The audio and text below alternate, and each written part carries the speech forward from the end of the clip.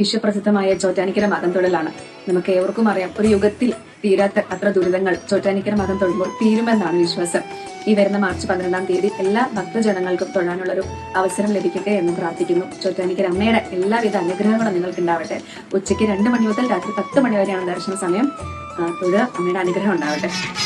ഒരു യുഗം തൊഴുതാലും തീരാത്ത ദുരിതങ്ങൾ മകം തൊഴുതാലും.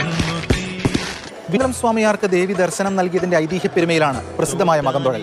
ഉച്ചയ്ക്ക് 2-ന് മകം തൊഴലിനായി ചോറ്റാനിക്കര ക്ഷേത്രം നട തുറക്കും. ആറ്റുകാലിലെ പോലെ തന്നെ ഇവിടെയും സ്ത്രീകൾക്കാണ് പ്രാധാന്യം.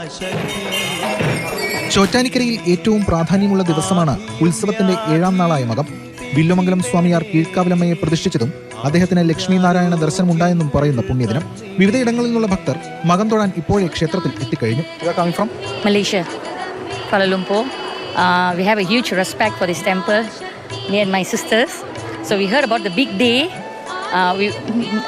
So we are here actually to come before, so that we can actually take our time to go and do our prayers and everything. And we are so blessed, especially my sisters, they are so blessed to be here. We are so blessed actually, happy, and then the vibration so good, feel so blessed and good. അന്നേ ദിവസം പ്രത്യേക തങ്കകോളകയും വിശേഷാൽ ആഭരണങ്ങളുമാണ് ദേവിക്ക് ചാർത്തുന്നത്. മകം തൊഴുന്നതിലൂടെ സർവൈശ്വര്യങ്ങളും മംഗല്യഭാഗ്യവുമെല്ലാം ഉണ്ടാകുമെന്നാണ് ഭക്തരുടെ വിശ്വാസം. 3 കൊല്ലം തൊഴുതു കഴിഞ്ഞാൽ ഉറപ്പ് കല്യാണം കഴിയും.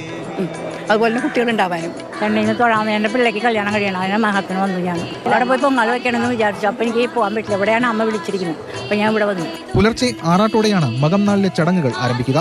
തുടർന്ന് മകം എഴുന്നള്ളിപ്പും ഉണ്ടാകും. പൂരം നാളും ക്ഷേത്രത്തിൽ വിശേഷമാണ്. ദേവീസ്തുതികളാൽ മുഖരിതമായ അന്തരീക്ഷത്തിൽ ചോറ്റാനിക്കര അമ്മയെ വണങ്ങി ജീവിത സായുജ്യമണയാൻ നിരവധി ഭക്തർ എത്തുമെന്നാണ് ദേവസ്വം കണക്കാക്കുന്നത്. ഞങ്ങൾ ഈ പ്രാവശ്യം 1.5 ലക്ഷത്തിന് മുകളിൽ ഭക്തജനങ്ങളെ പ്രതീക്ഷിക്കുന്നുണ്ട്. പിന്നെ ഭക്തജനങ്ങൾക്ക് കൊടുക്കേണ്ട മിക്കവാറും എല്ലാ സഹായ സഹകരണങ്ങളും ദേവസ്വത്തിന്റെ ഉപദേശക സമിതിയുടെയും നേതൃത്വത്തിൽ ഇവിടെ എല്ലാം ഒരുക്കിയിട്ടുണ്ട്. വ്യാഴാഴ്ചയാണ് സ്ത്രീകളുടെ ശബരിമല എന്നറിയപ്പെടുന്ന ആറ്റുകാലിൽ പൊങ്കാല മഹോത്സവം. തലേന്ന് ബുധനാഴ്ച ചോറ്റാനിക്കരയിൽ മകം തൊഴലും. തികച്ചും ഭക്തിസാന്ദ്രമായിട്ടുള്ള ദിവസങ്ങളിലൂടെയാണ് വിശ്വാസികൾ കടന്നുപോകുന്നത്. ക്യാമറമാൻ വിനു പാവുമയ്ക്കൊപ്പം എസ് രാഗിൻ, മാതൃഭൂമി ന്യൂസ്, കൊച്ചി.